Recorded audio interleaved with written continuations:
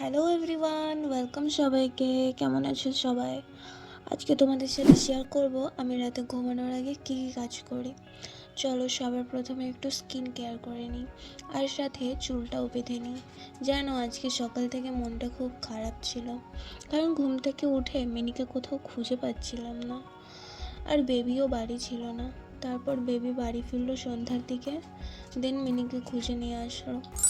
যাই হোক, চলো এবার রাতের খাবারটা বানিয়ে নিই। আজ রাতের মেনুতে আছে শীতের সবজি পেঁয়াজ কলি দিয়ে আলু ভাজা আর রুটি। তো সবার আগে রুটি করার জন্য আটা মেখে নিলাম, তারপর এটাকে ঢেকে রেখে চলে গেলাম সবজি কাটতে। জানো তো, সবজি কাটতে না আমার দারুণ লাগে। ব্যাস, সবজি কাটা কমপ্লিট, এবার এটা ভেজে নিতে হবে।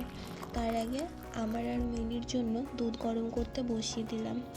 এরপর আরেক পাশে আলু ও পেঁয়াজ কলিটা ভেজে নিলাম। এবার রুটি বেলে নিয়ে ভেজে ফেললাম। ব্যাস, মেনু রেডি। এবার আমি আর বেবি খেয়ে নিলাম। বেবি চলে গেল ঘুমোতে, আর আমি এখন বসবো কাজে। বাই।